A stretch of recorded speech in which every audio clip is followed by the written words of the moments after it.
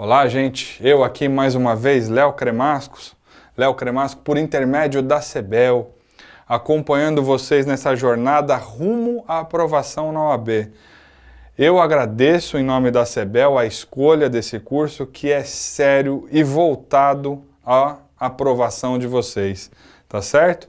Então tudo aqui foi pensado de forma a obter o seu sucesso profissional e pessoal, tá bom?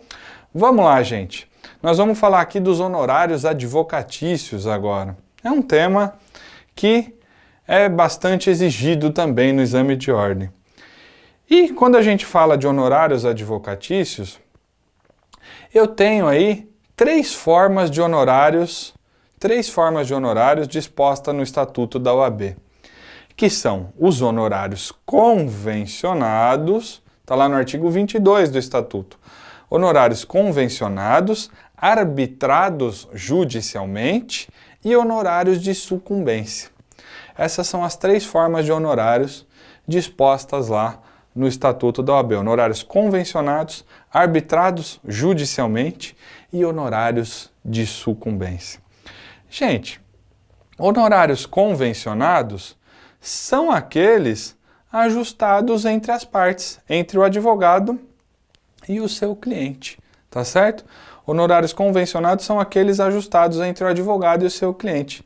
É o pacta sunt servanda, não é isso? O contrato faz lei entre as partes. Esses são os honorários convencionados.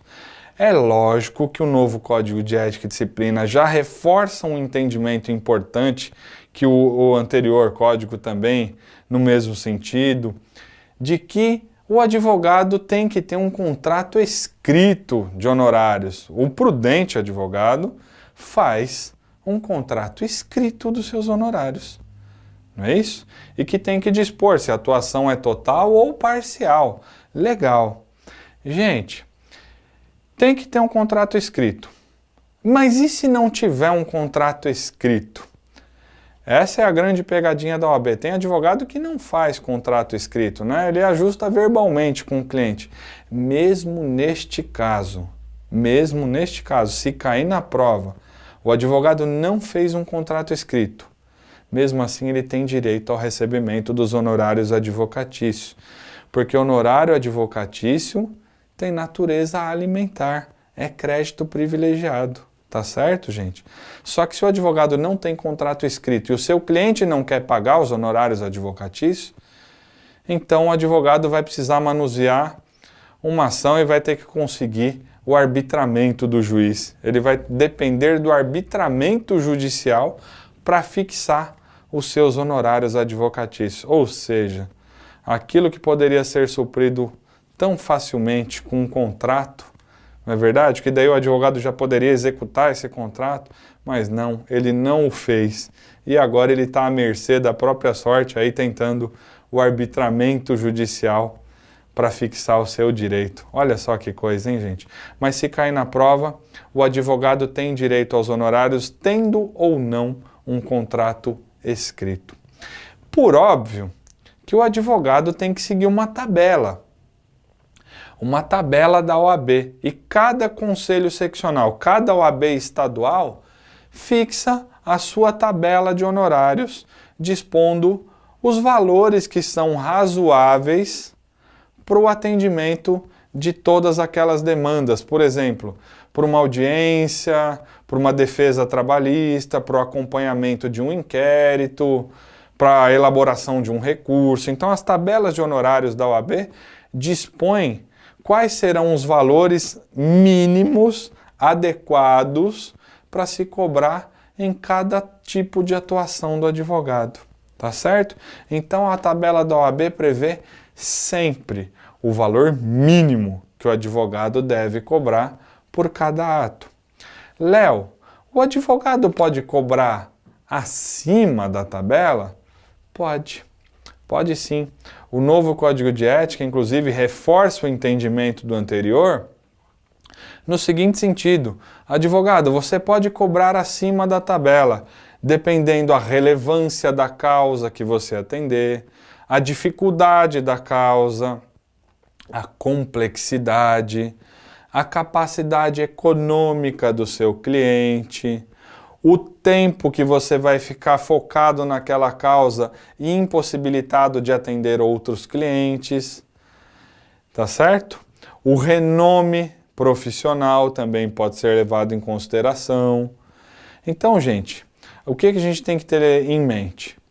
Para cobrar acima da tabela, qualquer um dos fatores que eu mencionei já dá o direito do advogado cobrar acima da tabela. Então, se aquela causa é mais difícil do que aquelas que eu atendo, eu posso cobrar acima. Se o meu cliente tem uma capacidade econômica diferenciada, eu posso cobrar acima da tabela, tá certo? Se eu vou ficar mais tempo focado naquela causa e impedido de atender outros clientes, eu posso cobrar a mais também. Se eu sou um profissional renomado no mercado, eu também posso cobrar a mais. É lógico que eu tenho que agir sempre de forma moderada também, tá certo? Não de forma aviltante, né? De querer prejudicar o cliente. Não, não é isso. Mas eu posso sim cobrar acima da tabela em qualquer uma dessas circunstâncias que a gente narrou. Tudo bem? Léo, e quanto aos honorários de sucumbência? Gente, sucumbência é um honorário, eu enxergo assim, dessa forma. Sucumbência é um honorário que tem uma natureza de prêmio. Sucumbência é um honorário que tem uma natureza de prêmio e que deve ser paga pela parte vencida de uma demanda. Então, por isso que eu enxergo como um prêmio. Porque você ganhou um processo para o seu cliente e, além de tudo, você vai receber honorários advocatícios da parte contrária e não do seu cliente. Olha só que legal! Então, sucumbência, para mim, eu enxergo sempre como um prêmio. E esse prêmio é pago pela parte vencida de uma demanda. Tá certo? Quem arbitra a sucumbência é sempre o juiz da causa. E aqui eu vou fazer um paralelo. Nós tínhamos no antigo CPC, eu acho que a sucumbência estava no artigo 20, né, do antigo CPC, que dizia que o juiz tinha como base para fixar uma sucumbência de 10% a 20% sobre o valor de uma condenação. Então o juiz podia variar entre o mínimo de 10% ao máximo de 20% do valor de uma condenação para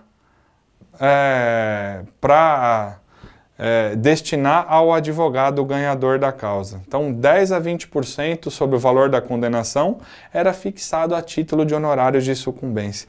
Hoje, nós temos o assunto sucumbência no artigo 85 do CPC atual, né, do nosso novo CPC.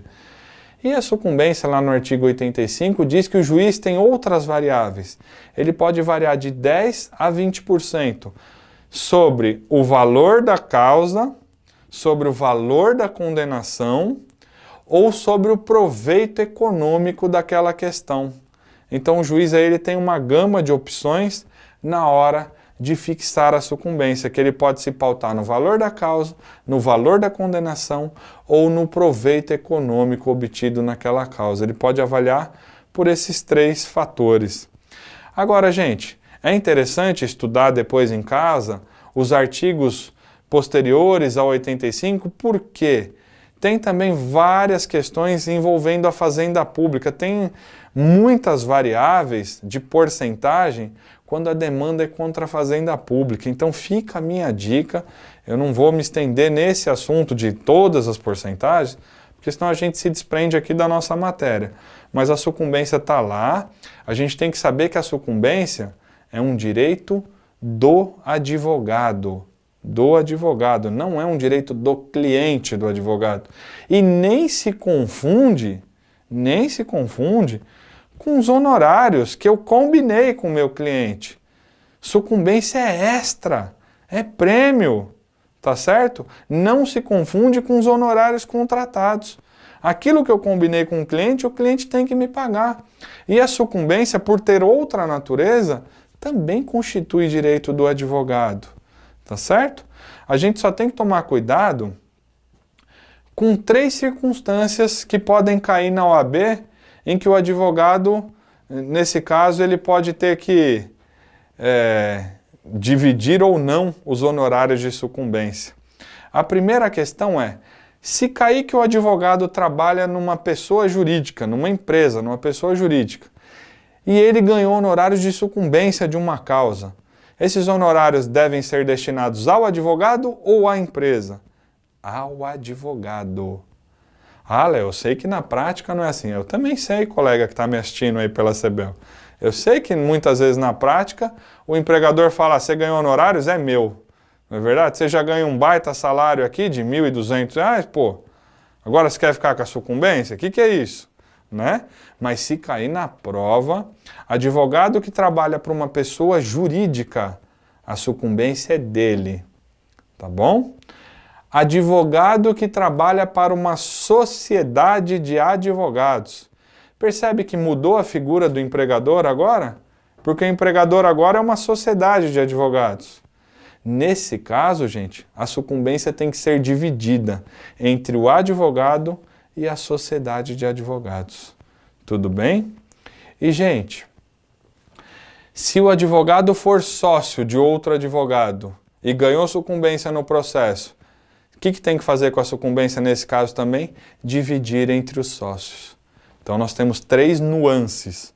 Advogado empregado de uma PJ, é tudo dele. Advogado empregado de uma sociedade de advogados, tem que repartir. E sócios, tem que repartir também. Tá certo? Agora, tem uma DIN no STF, 1194, que diz o seguinte, que a sucumbência é um direito do advogado, mas se ele quiser abrir mão, ele pode. Então, se cair na OAB que o advogado ganhou os honorários de sucumbência, ele não quer os honorários de sucumbência, ele quer deixar para o cliente dele, ele pode? Pode. É um direito do qual ele pode dispor. Tudo bem? Se ele quiser deixar tudo para o patrão, pode? Pode. Seja quem for o patrão. Eu sou sócio de você que está me assistindo. Eu ganhei sucumbência, eu não quero deixar tudo para você. Pode? Pode. Mas a vontade tem que partir de quem? Minha. E nunca uma imposição. Tá certo? Então, tendo eu direito ao total da sucumbência ou a uma cota à parte naquelas situações que a gente narrou, eu posso abrir mão do todo que eu tiver ou da parte que eu tiver. Posso, mas não quer dizer que eu devo se cair na prova. E mais uma vez reforço, sucumbência não se confunde com honorário contratado. Tá certo, gente? Legal. Outro tipo de cláusula comum da OAB perguntar em contrato de advogado. Cláusula cota litis. Eu tenho certeza que você já viu isso na prática ou já ouviu falar. Talvez não esteja assimilando com a expressão que eu usei, cota litis. Mas o que é cota litis? É um contrato de risco. Advogado pode fazer contrato de risco? Pode. Ele pode atuar pelo êxito de uma causa? Pode. Na área trabalhista isso é muito comum acontecer, da gente cobrar um X ao final da causa se a pessoa ganhar, não é isso? Na área previdenciária isso é muito comum acontecer. Olha, se eu aposentar o seu parente, eu quero X parcelas, não é assim? Em causas cíveis, pedindo dano moral, que é bem subjetivo, se ganhar o dano moral, eu quero X sobre o valor. Isso é cota litis, é advogar pelo êxito, tá certo? Então, o advogado pode advogar pelo êxito também, só que o advogado, ao final da causa, ele deve, se ele quiser advogar pelo êxito, ele deve ajustar com o seu cliente em pecúnia e no final da causa, o advogado não pode ganhar superior ao cliente. Ele não pode ganhar mais do que o cliente depois de somado a sucumbência. Então o que está dizendo? Você pode advogar pelo êxito, mas no final da causa, se tiver sucumbência, você não pode ganhar mais do que o seu cliente. E aí vem o Tribunal de Ética e Disciplina e diz, aqui de São Paulo pelo menos, e você não pode ganhar também igual ao seu cliente, vocês não são sócios. O advogado, Ele é um instrumento que vai buscar a tutela dos interesses do cliente, mas ele não é sócio, e nem tampouco sócio majoritário. Tudo bem, gente? Então, cota lite é advogar pelo êxito, e eu posso ter num contrato de honorários tanto um valor fixado para eu atuar na causa, quanto um valor se ganhar aquela causa, o X que eu quero ganhar em cima do êxito, desde que no final da causa eu não tenha sido melhor remunerado do que o meu cliente. Tudo bem? E para a gente encerrar aqui o nosso assunto, eu vou falar também uma outra questão interessante, gente. O advogado e o cliente têm que ajustar a forma de recebimento dos honorários advocatícios. Só que muito se pergunta na OAB, e se o advogado e o cliente não ajustarem a forma de pagamento de honorários advocatícios? Aí há que ser observada alguma questão, alguma diretriz para dirimir isso daí? Então eu sou advogado e não combinei com o meu cliente como é que ele tem que me pagar. Aí, gente, nesse caso, advogado e cliente não combinaram a forma de pagamento, então o cliente tem que pagar 1/3 no início da causa, 1/3 no início da causa, 1/3 até a decisão de primeira instância e o restante dos honorários no final da causa. Então, quando o cliente e o advogado não combinarem, porque se cair na prova da OAB, qual é a forma de pagamento dos honorários advocatícios? Se cair que o advogado e o cliente combinaram qual seria, essa é a regra. Se combinar, o advogado cobrou em 48 vezes sem juros, essa é a regra. Percebe? Que fez lei entre as partes. Então, se cair que o advogado e o cliente combinaram como tinha que ser pago, é isso que tem que ser aplicado, gente. É isso. Agora, se não cair como o advogado e o cliente, se cair que o advogado e o cliente não combinaram como que tem que pagar, aí o cliente tem que pagar 1/3 no início da causa, 1/3 até a decisão de primeira instância, e o restante dos honorários o cliente paga ao final da causa. Onde que está isso, Léo? Artigo 22, parágrafo 3º do Estatuto da OAB. Ou seja, se não tiver uma contratação correta de como tem que pagar, aí o cliente tem que respeitar, então, a diretriz imposta pelo Estatuto da OAB. Tá certo? 1/3 no início, 1/3 até a decisão de primeira instância, e o restante dos honorários, então, tem que ser pagos ao final da causa. Tá certo, gente? Então, só para a gente ter em mente que honorários de sucumbência não se confundem com honorários convencionados. Eles constituem direito do advogado. E eu posso ter no mesmo contrato, eu posso atuar para um cliente falando assim, você quer entrar com uma ação de danos morais? Eu cobro R$3.000 para fazer a sua ação. E quero mais X ao final da causa se você ganhar. Pode colocar isso no contrato? Pode, porque é uma cláusula vinculada ao êxito. Eu posso advogar pelo êxito no todo, como na área trabalhista muitas vezes se faz. Ó, se você ganhar, você me paga X ao final. Ou eu posso vincular assim, ó, você me dá X e me paga Y no final se ganhar.